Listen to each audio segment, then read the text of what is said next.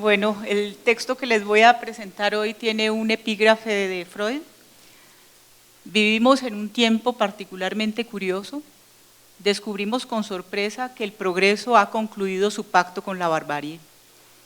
1. La esfera de la ciencia y del olvido. En el seminario El reverso del psicoanálisis, Lacan planteó que la particularidad de la ciencia de hoy no radica en que nos aporte conocimientos más amplios y precisos sobre el mundo que habitamos, sino en que ha hecho aparecer cosas que no existían en modo alguno a nivel de nuestra percepción. Con ello se refiere a esos pequeños objetos fabricados para causar su deseo en la medida en que es la ciencia la que nos gobierna. Esta ciencia, basada en una verdad formalizada, derivada del cálculo, no solo ha hecho existir esa sobreabundancia de objetos visibles en los escaparates de los almacenes, también ha surcado el mundo con ondas ajenas a nuestros sentidos y a nuestra percepción.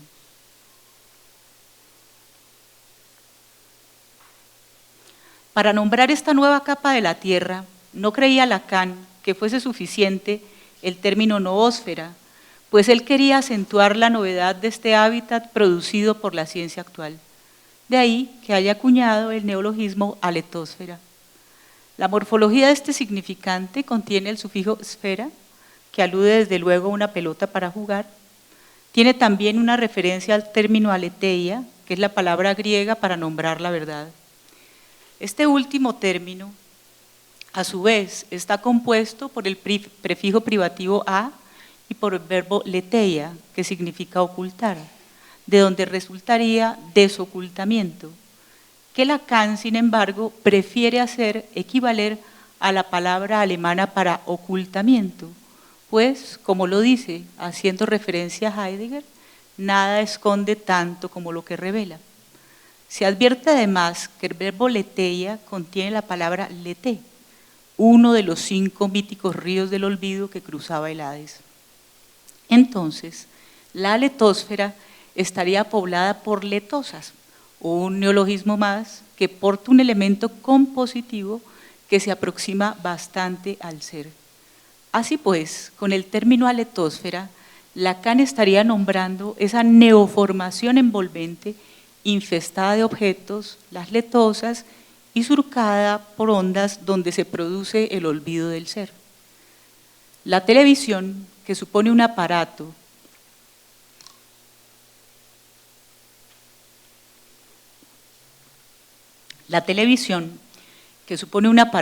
y a la vez un medio para la transmisión de ondas, había sido inventada a finales de los años 30 del siglo pasado.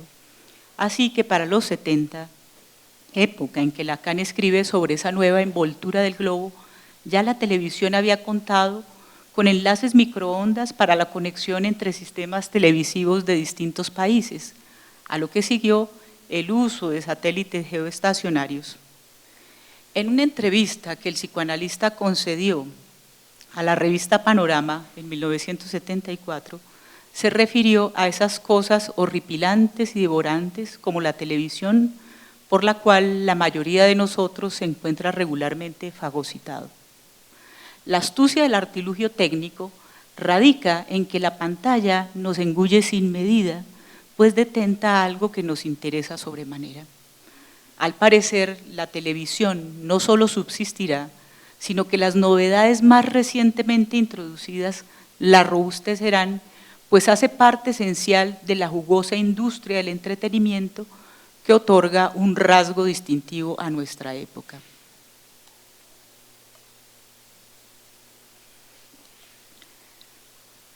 Aseguraba Lacan que una vez hubiéramos tenido los cohetes, la televisión y todas las otras malditas investigaciones para la vida, las exploraciones en el fondo del mar, por ejemplo, encontraríamos otras cosas en que ocuparnos.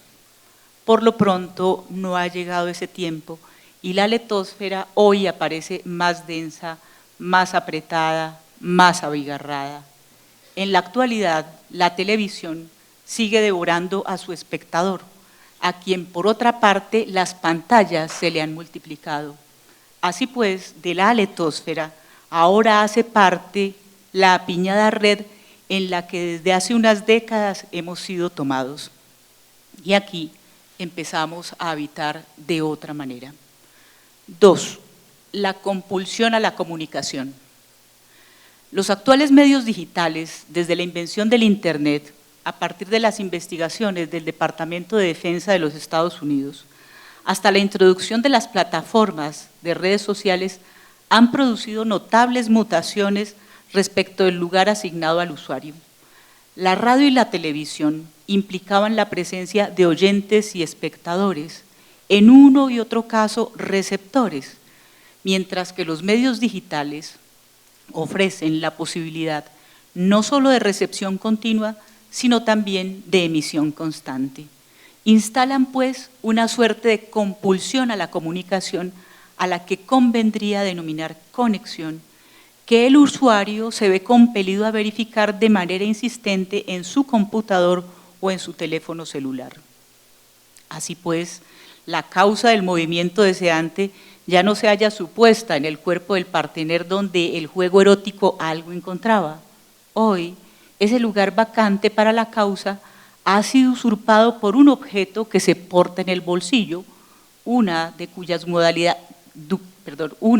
versiones actuales sería el teléfono celular, investido de tal manera que cada cual da la impresión de ser un amante vigilante y atormentado. ¿Cuántas veces al día se revisa el teléfono para verificar el arribo de algún llamado? Por lo pronto, subrayemos este asunto del llamado que podremos retomar al final de este recorrido. En la actualidad se instalaría pues una suerte de compulsión a la comunicación que cortocircuita la condición misma de la comunicación humana en la cual el sujeto recibe del otro su propio mensaje en forma invertida. En efecto, por estas vías difícilmente le retornará al emisor algo de la alteridad de su palabra, ya que con frecuencia solo espera y recibe de vuelta el reconocimiento de su imagen en los espejos sin inversión de las pantallas.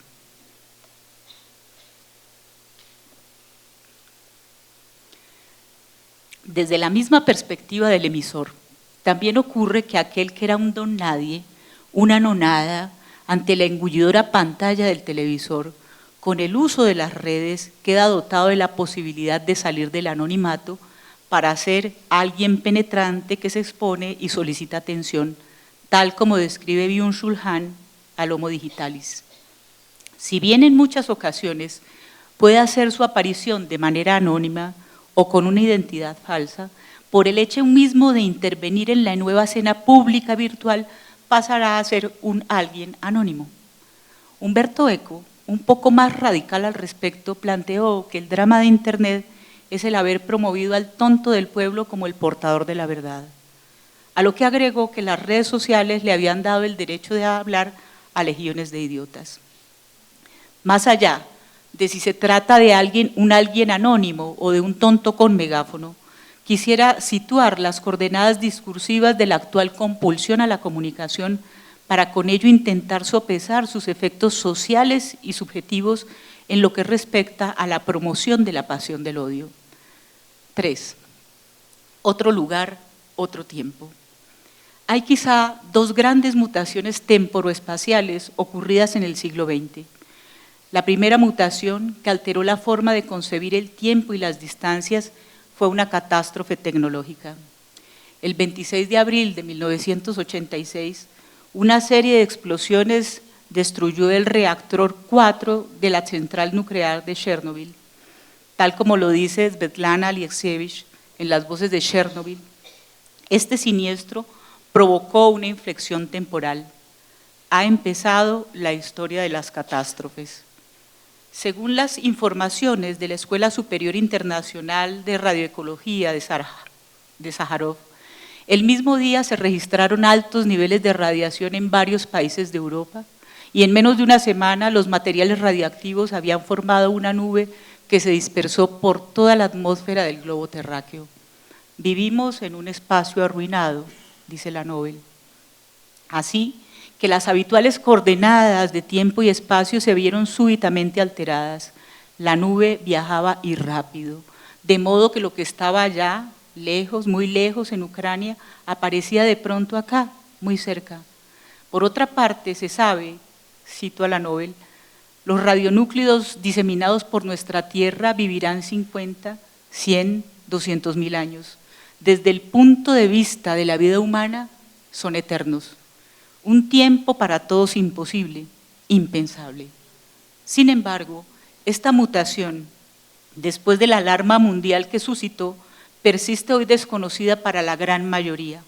El acontecimiento se registró como una fatalidad exterior, pero las consecuencias sociales y subjetivas no se asumen más allá del ámbito supuestamente más directo y cercano a la catástrofe. La segunda mutación temporoespacial también concierne al ámbito tecnológico. Se trata del Internet, que permitió realizar el sueño de conectar los computadores a nivel mundial. El valor que desde el comienzo le fue acordado a la red fue su potencial democratizador, dado que hace posible una más expedita comunicación para todo aquel que se encuentre conectado. De manera correlativa, el usuario corriente de la red queda afectado por un desconocimiento mayúsculo de lo que así opera, pues no comprende su funcionamiento, tampoco sospecha sus alcances y menos atisba sus desarrollos venideros que cursan, sin embargo, de manera vertiginosa. Pese a tal desconocimiento, para todos los internautas avanza una mutación de las coordenadas temporoespaciales, esta sí con sustanciales efectos subjetivos y sociales a nivel global. Así, el sitio más remoto solo queda a la distancia de un clic. Del mismo modo, el tiempo de espera se ha comprimido al máximo. Tal inmediatez ha colapsado el tiempo para comprender. Se salta entonces de lo que se ve en la pantalla a la inmediata conclusión, sin necesidad de detenerse para saber qué es lo que allí aparece. El pensamiento parece ahora ser un extraño y dispendioso rodeo, una rara pieza del Museo Ilustrado para quien se creyó hombre y además sapiens. Entretanto, en lugar de alguna lucecita, los cegadores incendios pasionales no solo acontecen en el mundo virtual, también se trasladan como pasos al acto al mundo real. De manera correlativa, hay otra dimensión de la temporalidad que se vincula con la inmediatez. En la red siempre se habita el presente. Ese tiempo que avanza sobre el filo de la actualidad se fijará en un presente continuo, incesante. Lo que se mostró hace un año, 3 o 5, sigue ahí, igual, impertérrito, lo mismo.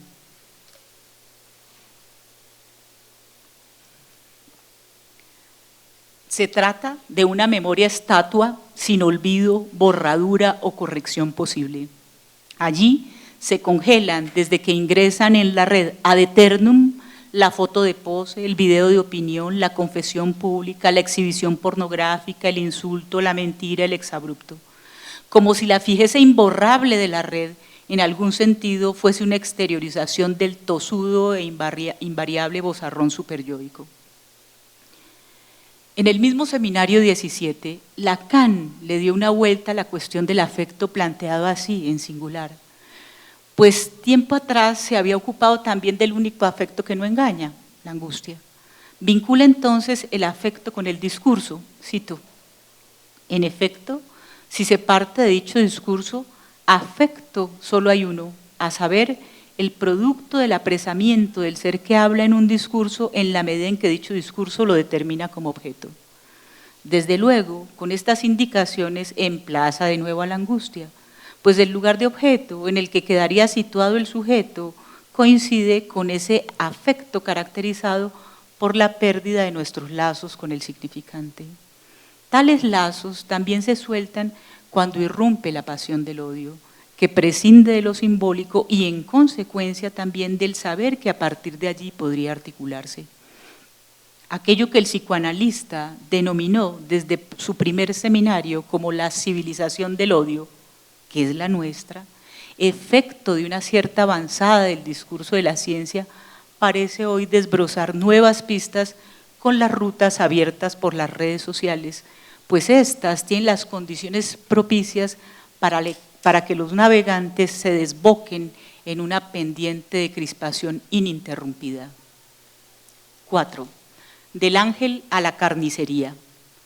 Hay un rasgo esencial del mundo virtual, la omisión del cuerpo en el vínculo con el otro. Ya no se tiene que poner el cuerpo para cancelar una cita, ni para romper una relación amorosa, tampoco para felicitar a un amigo por su cumpleaños. El ángel desciende ahora online. Este cuerpo omitido persiste y retorna, sin embargo, de dos maneras.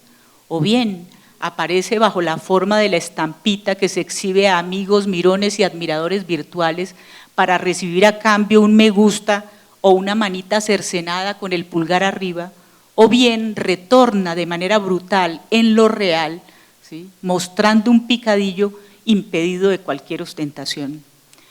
Cuando el cuerpo está involucrado en el vínculo con el otro, desde luego no su foto o su imagen digital, opera una cuota de inhibición respecto de las manifestaciones de odio, que dado el caso, también puede ceder su lugar a la represión y con esta a la simbolización del odio. Ahora bien, si a esta sustracción del cuerpo en la red se le suma el anonimato, se construyen dos sólidos pilares para la instigación a la amenaza, la calumnia, el linchamiento y el insulto, pues sin cuerpo ni nombre, la impunidad parece garantizada. Da la impresión que los ciudadanos del mundo virtual hubieran adquirido con su conexión patente de corso para hacer parte del nuevo circo romano, ahora global, digital, mundano. Como se desprende de lo que vengo planteando, en las redes sociales hay un fuerte acento en lo imaginario, con las particularidades propias de este registro: unidad forzada, fascinación por la imagen plena, ostentación narcisista, riesgo de perder la valiosa unidad, rivalidad con el semejante, ataque para despedazar al otro del espejo.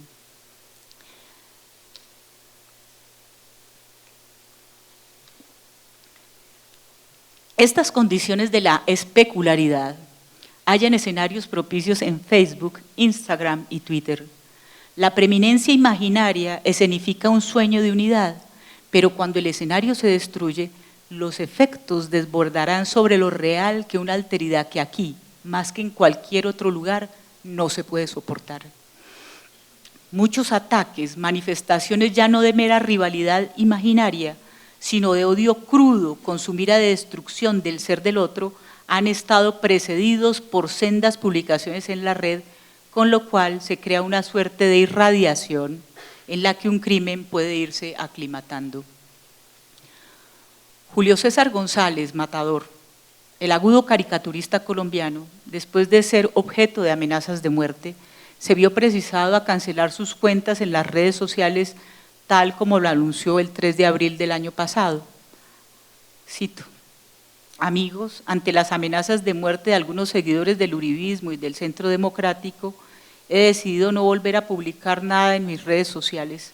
Si quieren venir por mí, no tengo escoltas ni nada, tengo un lápiz y mi cerebro. El 15 de marzo de este año ya no fue una amenaza, ni el anuncio de un crimen, sino una transmisión en vivo y en directo que vino a realizar esa aspiración del todo presente dado a ver propia de la red. Un hombre de 28 años perpetró una matanza en 2 mezquitas de Nueva Zelanda que transmitió por Facebook al tiempo que publicó un voluminoso escrito justificativo. La aspiración del perpetrador, declarado admirador de Trump, era que la matanza fuera viral. En efecto, antes de que sus cuentas en Facebook e Instagram fueran canceladas, millones de personas habían visto en muerto y en directo la masacre, cuyo mayor número de víctimas fueron inmigrantes y refugiados. He aquí el nuevo goce que había logrado discernir Mellman a propósito de la exitosa exposición de cadáveres plastificados del doctor Gunther von Hagens, que ha concitado el interés de 30 millones de espectadores en sus incesantes giras mundiales y que como un cuerpo celeste hace pocas semanas volvió a pasar por Colombia, esta vez instalada en un centro comercial. La exposición, sin duda, constituye un sarcasmo macabro en este país. A ver cadáveres en un centro comercial como si no contáramos por miles los insepultos que tenemos en nuestro haber. Pues bien, ese nuevo goce, que ya amplía el catálogo de las perversiones humanas, se llama necroscopia, el goce escópico con la muerte. Al parecer, el ejecutor de la matanza de Nueva Zelanda creó una versión digital de la novedad técnica introducida por el asistente de anatomía de la Universidad de Heidelberg, pues su actuación no profanó cadáveres, sino que los produjo al instante y además dio a ver su obra a millones de fisgones, ahora denominados amigos, seguidores, suscriptores. En el caso de la masacre, antes de que el hombre comenzara a disparar, hizo una recomendación a sus amigos. Recuerden, suscríbanse a PewDiePie. La indicación llevaba al sitio del youtuber más famoso del mundo, el canal de un joven comediante sueco, muchas veces acusado de alentar el antisemitismo, a quien por demás no conviene llamar líder, según las categorías ya clásicas de la psicología de las masas. Se trata de un notable influencer. El muy seguido youtuber de inmediato salvó las naves diciendo que lo enfermaba que aquella persona hubiese pronunciado su nombre, con lo cual a su vez regó la noticia como pólvora entre otros varios millones de suscriptores. En este último caso ya no se trataba de servirse del escudo del anonimato para permitirse la transgresión. El propósito era hacerse ver y llamar por su nombre, con lo cual volvía viral la propia virulencia criminal. Resulta entonces que las fronteras para quien actúa sin cuerpo, ni rostro, ni nombre, garantes frecuentes de la impunidad, también pueden ser sobrepasadas en medio de la crispación producida por el odio. Es inevitable evocar en este punto aquella indicación de Lacan en el seminario O Peor, cuando señala que el mérito que puede concedérsele al texto de Sade es el haber llamado las cosas por su nombre. Cito: gozar es gozar de un cuerpo, gozar es abrazarlo, es abarcarlo, es hacerlo pedazos. En derecho, tener el derecho de algo es justamente eso, poder tratar algo como se trata un cuerpo, es decir, demolerlo. Desde luego, en el caso de la matanza, retornó en carnicería el cuerpo que hubo de expulsarse de la virtualidad nunca impoluta de la red. Hay otros casos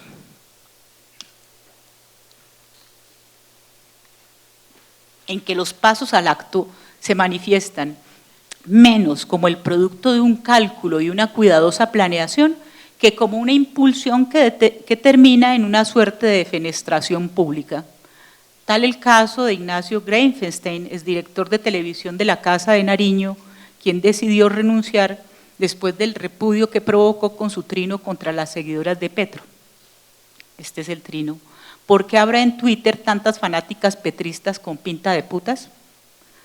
A pesar de que sus colegas reconocieron el profesionalismo que lo había caracterizado en sus trabajos previos, el periodista quedó arrastrado por el vértigo de los insultos en las redes y terminó renunciando por decencia. A partir de este caso,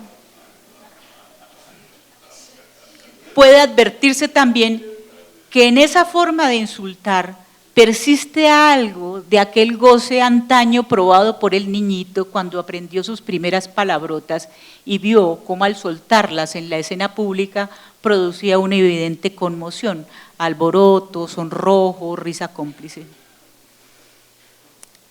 5. Cuando las aves escriben.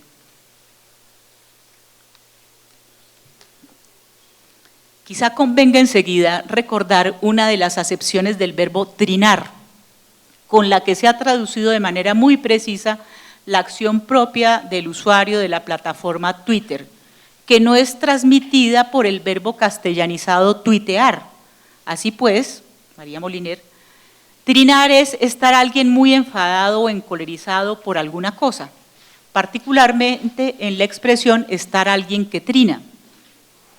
Al respecto, contamos con un claro ejemplo. Estar alguien que trina es una frase cuyo sujeto, a pesar de acá ser innombrable, podemos reconocer con relativa facilidad.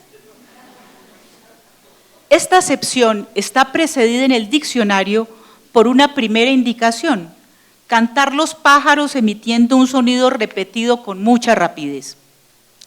La brevedad de los textos a publicar en Twitter y la velocidad a la que el usuario trina en tiempo real, montado sobre la ola de los acontecimientos, o antes bien produciendo la oleada estrepitosa de los acontecimientos, no deja mucho espacio para el pensamiento, menos para la narración, nada para la historización. Los trinos del odioso con dificultad pueden convertirse en máximas, a lo sumo podrán devenir consignas. Cuando los tweets transmiten palabras de odio, suelen ser mínimos en pensamiento, exasperados por la pasión e hiperbólicos en su alcance. Sin desagregar cifras, se emitieron 500 millones de trinos diarios en el 2018. En cualquier caso, Twitter es la plataforma en que más circulan mensajes de odio. El descomunal número crea dificultades adicionales para hacerse oír en medio del babélico barullo. Quizá al menos muchísimos millones puedan contribuir a él. El acento en lo imaginario irradia sobre varios campos, incluido desde luego el de la escritura. Hasta hace unas décadas se podía decir que la escritura había hecho un largo camino de siglos enteros en que paulatinamente la imagen había perdido terreno, desde el pictograma, pasando por el ideograma hasta llegar al alfabeto. De modo que se puede afirmar que escribimos con restos de imágenes plenas, pues las grafías que utilizamos no son más que residuos metonímicos de estas. Hoy, esa imagen reprimida vuelve a asomar su tosuda testuz en medio de las letras, solo que ahora el grafismo pasa por el programa del hábil diseñador. Sucede que de nuevo la escritura se ha vuelto parcialmente icónica. Las figurillas que acompañan los textos tienen el nombre de emoticones, cuya eficacia es tal que se prefiere estampar la carita feliz, sonriente, sorprendida, avergonzada, furiosa, para expresar la variada gama de afectaciones humanas. La legendaria y laboriosa educación sentimental puede ahora simplificarse gracias a la oferta de un ramillete de dibujos próximos a las ilustraciones de algunos libros infantiles. En el caso de estas figurillas, el usuario podría hacerse una economía de las palabras para expresarse en íconos sin poder llegar verdaderamente a decir. Como vemos, acá también hay anatomía. El troceado de los cuerpos con sus caritas, boquitas, ojitos, bracitos, manitas, no nos espanta en absoluto, porque su doma ha sido preparada por el anatomo clínico y lograda con destreza por el diseño gráfico. El asunto llegó hasta la secular institución universitaria, pues el diccionario de la Universidad de Oxford registró en el año 2015 que la carita con lágrimas de risa había sido escogida como la palabra del año. Fue la primera vez que la editorial que publica el diccionario que escogió un pictograma como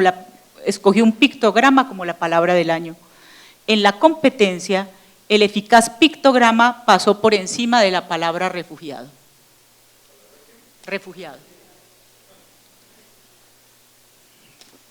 6. No es de mentiras. Esta hipertrofia imaginaria suele acompañarse de una precariedad simbólica desprovista de agudeza en el uso de la palabra dirigida al adversario.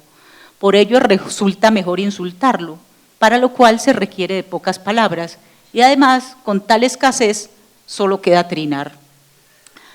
Pasamos de la urbanidad de la corrección política que hizo carrera desde finales de los años 80, cuyo propósito principal era evitar, ofender, denigrar, segregar, es decir, una acción que se realiza en virtud de la inhibición, a exaltar al más deslenguado.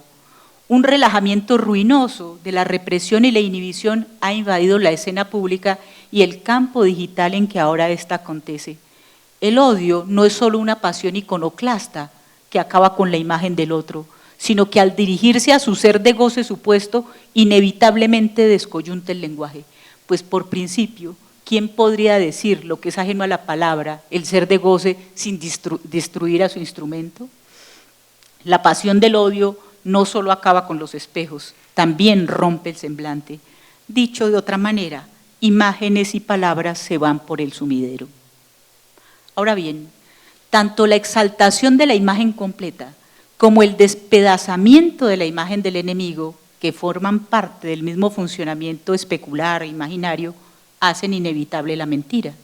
En el primer caso, por el disimulo de la propia falta, única forma de hacer aparecer la preciosa unidad en el campo del hablante. En el segundo, la mentira abrirá las líneas de fisura necesarias para producir el despedazamiento del otro como saldo de la actuación odiosa. Si bien la práctica de la mentira en el ámbito político no es una novedad en nuestra época, las redes sociales han tenido un influjo determinante en su difusión masiva. De este modo, las últimas elecciones en todas las esquinas del mundo han sido fraudes de diseño en red. El ramillete de triunfos constituidos por el Brexit en el Reino Unido, la elección de Trump en los Estados Unidos y el no del plebiscito en Colombia son en buena parte cosecha de la manipulación digital de votantes vulnerables en quienes se ha encendido la chispa pasional del odio. La seguidilla continuó con el triunfo del pirómano Bolsonaro en Brasil, quien prácticamente hizo su campaña por redes sociales, en especial por WhatsApp, de propiedad de Facebook, sin participar en ningún debate público. Al respecto, de Sousa Santos indica que a esta aplicación tenían acceso 120 de los 147 millones de votantes, quienes además cuentan casi que exclusivamente con las redes como único medio de información. Constituyen, digamos, su instrucción pública.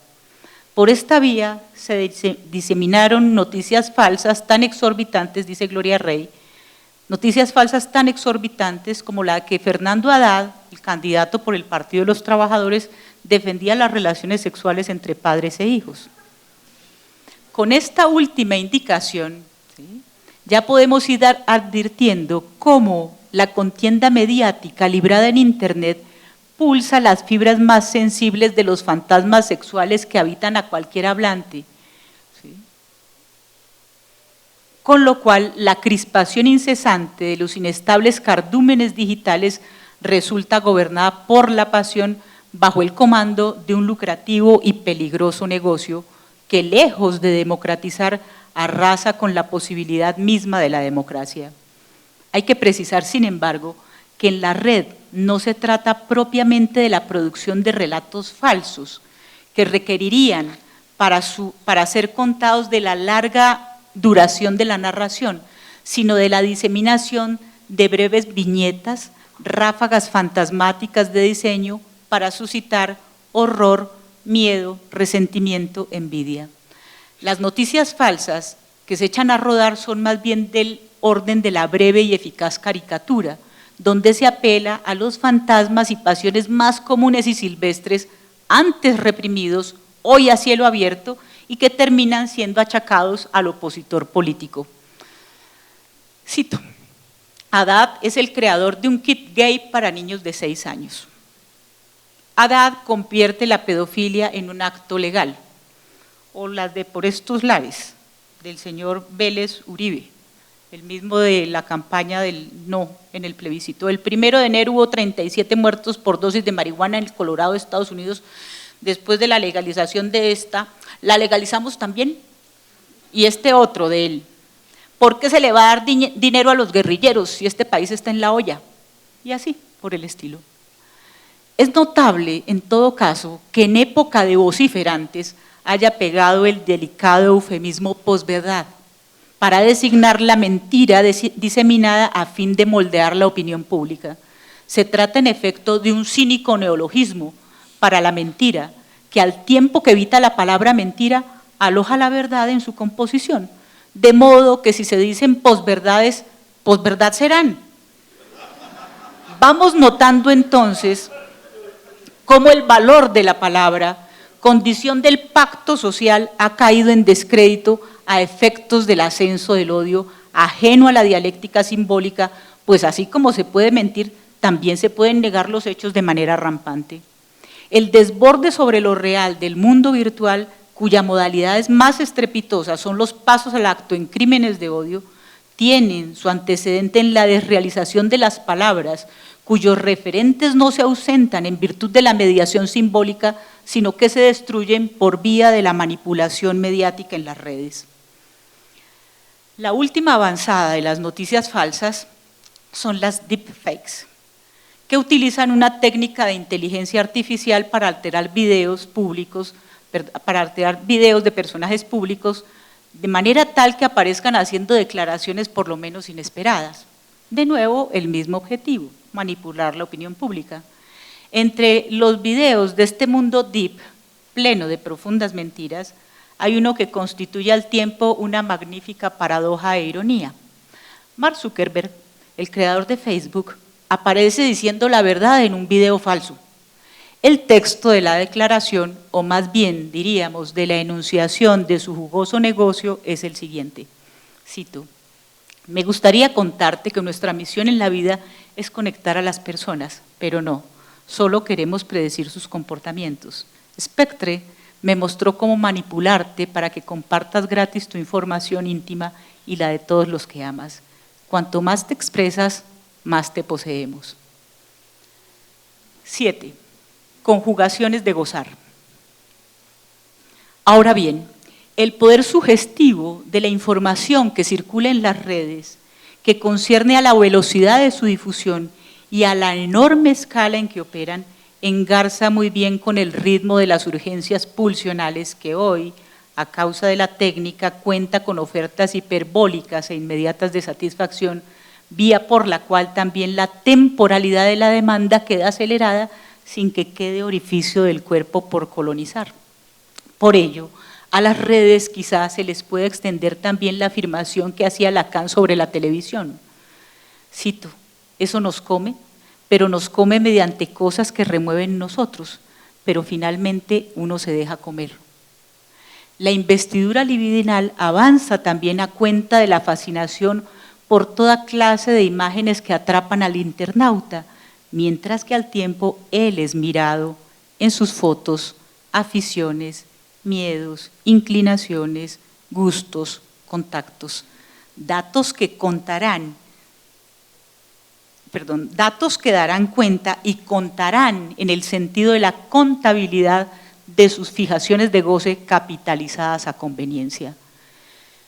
En el escándalo de la empresa de comunicaciones y comportamiento electoral Cambridge Analytica, que recibió de Facebook miles de datos de cada votante potencial, no solo para las campañas del Brexit y de Trump, más de 200 campañas fueron intervenidas en el mundo de esta manera, lograron extraer los perfiles psicológicos de millones de personas, sus psicografías, a partir de las cuales se diseñaron mensajes específicos para cada sector de la población indecisa.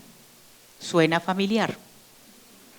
Se ve bien porque en esta época el activo más preciado son nuestros datos que entregamos dócilmente con cada clic, con cada búsqueda en Google, con cada me gusta, con todas las aplicaciones que usamos cuyas condiciones aceptamos para poder gozar sin trabas de la nueva maravilla. Por estas aplicaciones terminamos pagando un alto precio, así se obtengan en apariencia de manera gratuita. ¿Gratis? ¿Gratis? Sí, obtienen gratis nuestros datos y fácil también, usamos varias plataformas. Al menos digámoslo en nuestra la lengua, plataforma, forma, plata, plata en forma es lo que aquí hay. En lo que respecta a la pasión del odio, el andamiaje pulsional en que se sustenta implica en nuestra época los circuitos anal e invocante. La analidad invisible está en el principio de monetización de nuestros datos, con los que se lucran por su venta a los emporios digitales.